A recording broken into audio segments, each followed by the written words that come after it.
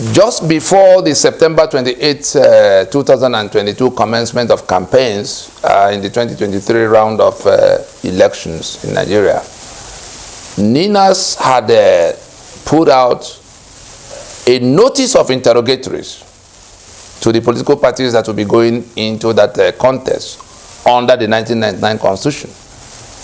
And those interrogatories were 10 in number.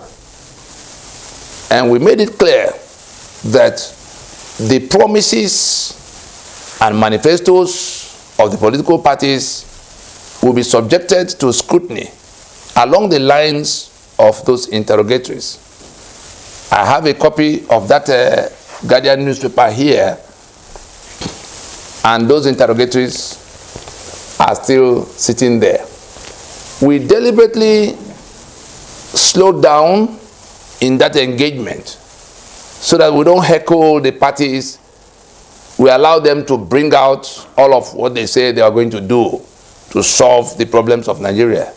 Now they've done almost all. There's nothing. They're only now repeating what they've all rolled out their manifestos. They are going, trying to amplify it. So this is the time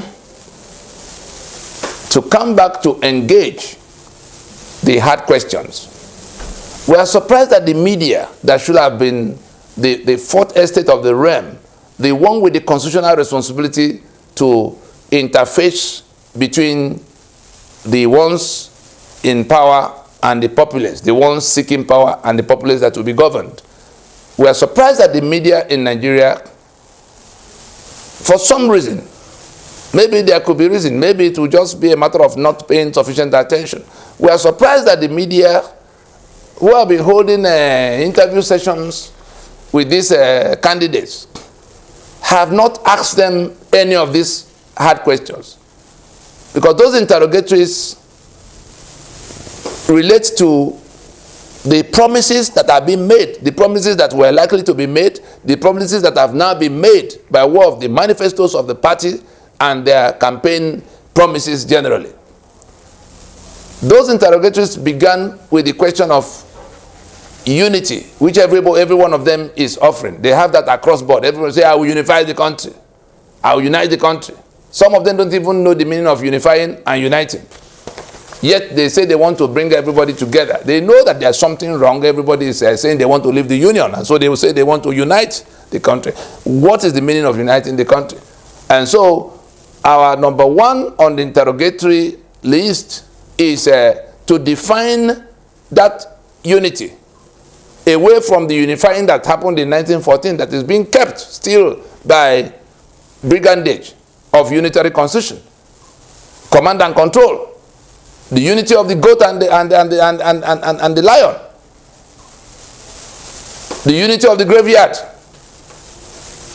Because in the graveyard, there are only two persons, the man that is lying dead and the one that is alive. If that is the peace, when they say peace of graveyard, the unity of lion and sheep. And so, those who are coming to say they will unite, they will unify, NINAS is saying that unless we go to the structural injustice, as Chukwudifo put it, unless we address the reason, unless we address the cause of the agitations. What is the reason of Yoruba people for saying that they are fed up with the Nigerian Union as presently constituted, and therefore they want Odua nation? What is the reason for the Biafra agitation? What is the reason for Ijaw, agitation for resource control? What is the reason for the agitations in the Middle Belt concerning if anybody cannot interpret what Samuel Otom is doing as agitation, then such a person needs to go back to the kindergarten. And so there's this agitation, there's this tearing apart, there's this determination to leave union. And candidates are coming to say, oh, you will unite them, we unify them, without addressing the cost factor which the Constitution represents. It is the unitary constitutional arrangement that is choking everyone, that is the reason for their wanting to leave, is the reason for the disunity that has now become violent. And so, that is the number one interrogatory. Those who say they are coming to unify, let us ask them how. Because in every one of them, in every one of the 10 interrogatories, we put forward what the problem is, we put forward what the solution should be, and anybody who is saying is coming to solve outside what the Constitution, creates, outside what the Constitution imposes, is talking trash. Because the day after the election, he will then come to tell you, oh, we didn't quite know that the Constitution was bent this way and that way on that subject. So as it is for the question of unity, we dealt with the question of security. You are going to provide security. Some of them are talking about recruiting more policemen. Others are talking about buying more guns. Whereas the basis, the source of the insecurity in the manner we have seen is the fact that those who are suffering from the insecurity are not allowed by your constitution to arrange their security. Arms and ammunition are on the exclusive list. Police and army and other security services are on that exclusive list. And so the controllers of the federal government, the Fulani controllers of the federal government, who are in exclusive control of all the arms and ammunition in the land, will on one hand open the gateway for Fulani to come from all over West Africa to come to your community to kill, without any one of them being arrested to date. Whereas you, who have to be invaded, who is being invaded, who is being killed, like we had Governor Samuel Otom say repeatedly, cannot touch any weapon. There's nobody that is going to solve the question of security without dismantling that impediment, that constitutional impediment. We have the capacity to organize our security.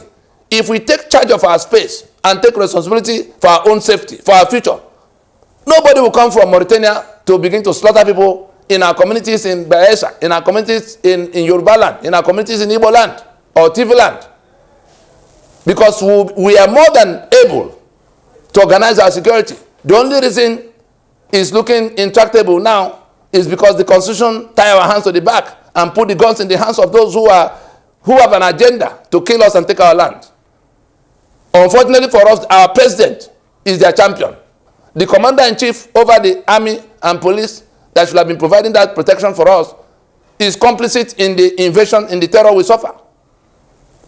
The candidates that are talking about solving security, but who do not want to talk about this Fulani agenda of conquest, who do not want to talk about the constitution and the exclusive list that put the guns away from our reach, are talking trash. The media should be able to ask them, in the face of this constitutional impediment, how are you going to do it? The same thing as the first one I talked about. The media should be able to ask them, in the face of this source factor, what are you going to do differently? Because the people who are choking, except the choke is removed, you are not talking to them. You certainly are not talking to me. You want to unite me with people who owe it a duty of faith to kill me. I don't want to address that anomaly of their having been in a position to do what endangers my life. And so, as it is for the question of unity, so it is for the question of security, so it is for the question of corruption. They are all coming to say, oh, we'll solve corruption this one, that way. Peter Obi say he will do it one way or the other. But nobody's asking them, like we asked in this interrogatory. The Constitution of Nigeria 1999 creates massive avenues for corruption and comprehensively protects the beneficiaries of corruption. Having given the spare key to the treasury, over to the heads of the executive branch, and having excluded responsibility to the citizen in section 606C that nullifies chapter 2, which grants the citizen his own share of the social contract. And so the government, we are saying all of whatever you say you are going to do about corruption will fail because of what is in black and white inside the Constitution, no matter how well intentioned you are. That is what we expect the media to zero in on in questioning the candidates for what they say they will do about corruption. Section 6, subsection 6C, that nullify chapter 2, which provides for everything the citizen may need, including welfare and security, including equal treatment, including healthcare, schools, and all kinds of things. Things that will make life livable are contained in that chapter 2, but section 6, subsection 6C of the Constitution nullify that chapter 2. So the citizen gets nothing. That's in black and white. So the people going to government house, they don't owe you any obligation. That is what it simply translates to. For young people, they don't owe you welfare, they don't owe you security, they don't owe you school, they don't owe you hospital, they don't owe you nothing. In black and white. And they have the spare key. Section 81 says the president must go to National Assembly to get permission to spend money. Section 82 says he can run government spending money subject to dubious limits that practically leaves him with the entire treasury. The governors have the same provision in section 121, 122. Go and verify, for those who verify every other thing, go and verify whether under section 6, section 6C, the government owes you any obligation for anything. Go and verify whether under sections 181, 121, 122, the governors do not have the spare key to the treasury. Go and verify under the Constitution whether in section 81, 82, the president does not have the spare key to the treasury. And then go and verify in section 308 whether those who hold the treasury, who hold control of the treasury, the president and the governors, what immunity is extended to them. They don't owe you obligation. They have the spare key to the treasury, and you can't question them while they're in office. What's anybody going to do about fighting corruption in that circumstance? The corruption is official under this constitution. But you think that officials are corrupt, therefore if you find better people, they'll be... No. The constitution mandates the corruption and protects the beneficiaries comprehensively, beyond your reach. You can't even ask them what they are doing. The constitution puts them beyond sanction. And so you have to wait for 8 years when they might have invested all the money they stole, and they hand over to somebody who will go to prison if their tenure is investigated. That's what's going on. And so that's about corruption. You come to the cost of governance. We are asking the media of Nigeria to look at these interrogatories. September 26, 2022, page 10 of Guardian newspaper has it. If you also if you Google, you just say notice of NINAS interrogatories to political parties. It will come up.